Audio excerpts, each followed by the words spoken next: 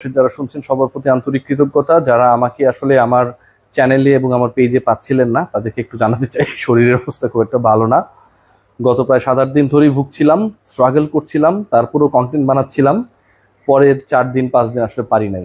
সত্যিকার অর্থের ক্রিকেটীয় কন্টেন্ট নিয়ে আবারও আপনাদের সামনে হাজির হওয়ার চেষ্টা করছি। কন্টেন্টটাও শেষ করতে পারবো কিনা রাইট নাও আমি জানি না। তিনি একজন ডানহাতি ব্যাটসম্যান, টপ অর্ডারে ব্যাটিং করেন এবং ফ্যান বেজের কথা যদি আমরা বলি বিশাল।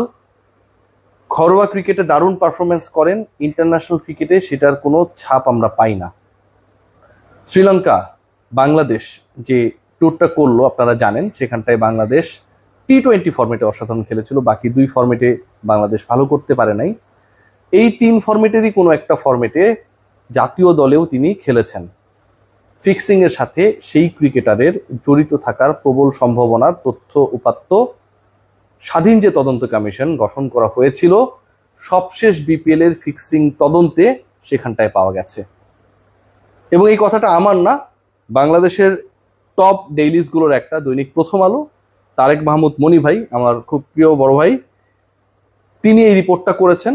এবং এই রিপোর্টে অভিযুক্ত তালিকায় সর্বশেষ শ্রীলঙ্কা সিরিজে খেলা এক ব্যাটারের কথা বলা হয়েছে। আমি তার এই রিপোর্টকে কোট করেই বাকিটুকু অনুসন্ধান করে বের করে আপনাদের সাথে শেয়ার করলাম। সাকিব আল হাসান, মোহাম্মদ আশরাফুল, বাংলাদেশের ক্রিকেটের 2 নক্ষত্রের যে পতন ঘটেছিল ফিক্সিং এবং ফিক্সারদের সাথে জড়িত হবার কারণে অনেক ধরনের সমালোচনা হয়েছিল, মানুষ মুখ ফিরিয়ে নিয়েছিল, ভালোবাসায় বুকে জড়িয়ে ধরেছিল। কিন্তু এই 2 মহাতারকার এক্সপেরিয়েন্সের পরেও বাংলাদেশের ক্রিকেট ফিক্সিং মুক্ত না। প্রথম আলোর এই রিপোর্ট এবং স্বাধীন তদন্ত কমিশনের যে প্রাথমিক রিপোর্ট অন্তত সেটাকেই ডেলিভার করে। এর থেকেও ভয়াবহ তথ্য উঠে এসেছে সেই রিপোর্টে। সেখানে বলা হচ্ছে জাতীয় দলে খেলা আরও সাবেক 2 জন ক্রিকেটার রয়েছেন, যাদের একজন অফ স্পিনার এবং একজন পেসার। কে তারা সেই সম্ভাব্য নামগুলো মোটামুটি আমরা জেনে গেছি, বলতে চাচ্ছি না যতক্ষণ না পর্যন্ত বিসিবি এটাকে ডিসক্লোজ করে। শ্রীলঙ্কা সিরিজে খেলা ওই ক্রিকেটার কে সেটাও মোটামুটি সবাই জেনে গেছে, সেটাও কেউ ডিসক্লোজ করছে না যতক্ষণ না পর্যন্ত বাংলাদেশ ক্রিকেট বোর্ড এটাকে ডিসক্লোজ করে। এর থেকেও ভয়াবহ তথ্য 2023-24 মানে 10th edition of BPL, Bangladesh Premier League cricket 12th edition শুরু হওয়ার অপেক্ষায়, সেখানটা একটা ফ্র্যাঞ্চাইজিকে, একটা দলকে ইনফ্যাক্ট ম্যাচ হারার জন্য, সেই দলটা যদি ম্যাচটা হেরে যায়, প্রস্তাব করা হয়েছিল 400 crore টাকা। শেষ পর্যন্ত সেই ফ্র্যাঞ্চাইজি সেই অফারটাকে নিয়েছিল কি নেয় নাই এটা এখনো প্রমাণিত হয় নাই, তদন্ত এখনো চলছে বা চলবে এই বিষয়ে। কিন্তু একটা দলকে একটা পার্টিকুলার ম্যাচ হারার জন্য 400 কোটি টাকার যখন অফার করা হয় এবং এটা যখন এরকম একটা হাই প্রোফাইল তদন্ত কমিটি রিপোর্টে উঠে আসে, এর মানে দাঁড়ায় কি? এর মানে দাঁড়ায় আরো ভয়াবহ, যে 400 কোটি টাকা যদি একটা ম্যাচ হারার জন্য ফিক্সাররা প্রপোজ করে, তাহলে তারা কত কোটি টাকা একটা ম্যাচ থেকেই বানায় বিপিএল এর। চিন্তা করতে পারেন। আরো ভয়াবহ তথ্য আপনাদের সাথে শেয়ার করি। সম্প্রচারকারী মাধ্যম হিসেবে যারা কাজ করেছে, আমি কারো নাম মেনশন করবো না যেহেতু রিপোর্টটাতে সুচিন্তিতভাবে এড়ানোর চেষ্টা করা হয়েছে, সেই ব্রডকাস্টারদেরও ইনভলভমেন্ট থাকতে পারে বলে সন্দেহ করা হচ্ছে। বেটিং এবং জুয়ার সাইটগুলোর প্রমোশনের ক্ষেত্রে যারা যারা কাজ করেছে তাদের দিকেও একটা সন্দেহের তীর রয়েছে এবং তারা প্রায় 200 কোটি টাকার কাছাকাছি এক একটা এডিশন থেকে এই বিজ্ঞাপনগুলো দিয়ে, ওই সাইটগুলোর বিজ্ঞাপন দিয়ে বানায়। বাংলাদেশের ক্রিকেটে এই রিপোর্টটা প্রাথমিক রিপোর্ট এবং এটা চূড়ান্ত রিপোর্ট যখন আসবে, নিশ্চয়ই আসবে, তখন আমার কাছে মনে হয় যে সেটা একটা বিশাল মহাজাগতিক বিস্ফোরণ হবে মনি ভাই যে রিপোর্টটা করেছে। এর সাথে আরো গুরুত্বপূর্ণ তথ্য, গত আসরে 7টা দল খেলেছিল, আমরা কম বেশি রিপোর্ট করেছিলাম, সন্দেহ করেছিলাম, পাবলিক পাইলেই আমার গালিগালাজ করে। এবং এই 7টা দলের মধ্যে স্পট ফিক্সিং এর সাথে জড়িত থাকার প্রমাণ পেয়েছে অন্তত 3টা ফ্র্যাঞ্চাইজির ক্ষেত্রে। তাদের নাম উল্লেখ করে দেওয়া হয়েছে। ভাবা যায় কতটুকু আপনি প্রপার এভিডেন্স পেলে সেই 3 ফ্র্যাঞ্চাইজির নাম উল্লেখ করে দেন যে তারা এরকম কর্মকাণ্ডের সাথে, নিষিদ্ধ কর্মকাণ্ডের সাথে সবশেষ এডিশনে জড়িত ছিল। প্রথম নাম যেটা আমি যেটা দিয়ে শুরু করতে চাই, ঢাকা ক্যাপিটালস। ঢাকা ক্যাপিটালসের নাম এসেছে।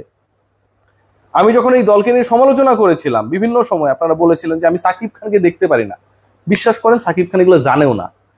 সাকিব খান হয়তো এখানকার ব্র্যান্ড অ্যাম্বাসেডর হিসেবে অথবা দলের একটা মালিকানার অংশ হিসেবে তিনি আছেন, বাট এই ক্রিকেটীয় অন্ধকার জগৎ সম্পর্কে সাকিব খানের জানার কোনো সুযোগ নেই। কিন্তু তার যারা কো পার্টনার হিসেবে কাজ করেছে, আমি মিস্টার এম এর কথা বলেছিলাম, আপনারা মনে করেন 1 বছর আগে আমি বিভিন্ন রিপোর্ট করতাম mister M mister M mister M. Mister M এর কর্মকাণ্ড নিয়ে আপনারা বারবার বোঝার চেষ্টা করেছেন, বলার চেষ্টা করেছেন who is that mister M. Mister M নানা মাধ্যমে আমাকে কনভিন্স করার চেষ্টা করেছিল। সেই মিস্টার এম এর টিম ঢাকা ক্যাপিটালস, তারা স্পট ফিক্সিং এর মতো কর্মকাণ্ডের সাথে জড়িত এরকম বিবেচনা করে এই দলটাকে যেন আর না রাখা হয় বিপিএল এ, সেই সুপারিশ করা হয়েছে।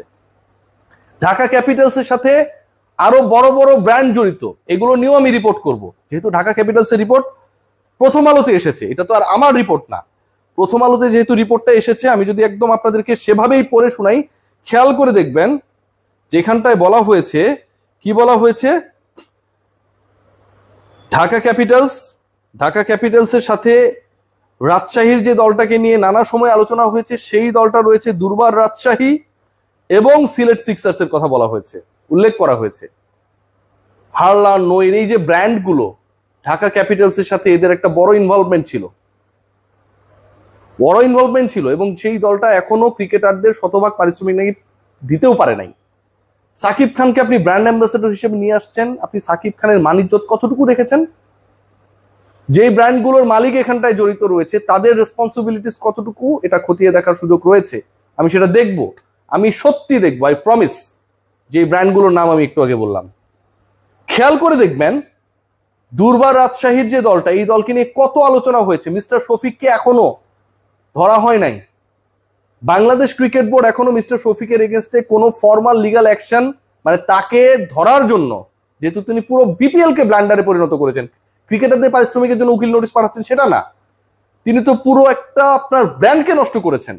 কোনো অ্যাকশনে যায় নাই, ফারুক যায়নি, পাপন যায়নি, কেউ যায় না। সিলেট সিক্সার্স আপকামিং বিপিএল এ যে দলগুলো থাকবে না, সেই আলোচনায় ঢাকা ক্যাপিটালসের নাম আমি বলেছিলাম। ঢাকা ক্যাপিটালসের ওনার আরেকজন টিমের ওনারের কাছে গিয়ে কমপ্লেন করেছে, উল্লেখ করেই বলি, চিটং কিংসের মালিকের কাছে, সামির ভাইয়ের কাছে কমপ্লেন করেছে, যে তার নামেও আমি অনেক কথাবার্তা বলি। চিটং কিংসের মালিক তো আর ওই ফিক্সিং করে নাই, তিনি তো আর এগুলোর সাথে জড়িত না। তার মনে হয়েছে যে অন্য মালিকরাও ভালো, তিনি আমাকে বললেন রিয়াসাত ভাই আপনি, তারাও ভালো, আপনি তাদের সম্পর্কে ওই কথা বলছেন, এটা তো বলা উচিত করেন নাই।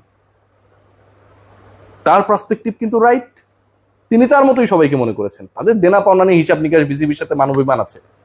কিন্তু চিন্তা করে দেখেন যে এই ঘটনা যখন এইভাবে প্রকাশিত হয়, স্বাধীন তদন্ত কমিটি যখন উঠে আনে, প্রথম আলো রিপোর্টে যখন প্রকাশিত হয়, তখন বাংলাদেশ ক্রিকেট বোর্ড এদের এগেনস্টে গত একটা বছরে প্রাউডলি অ্যানাউন্স করতে পারেনি যে এই দলগুলোর এই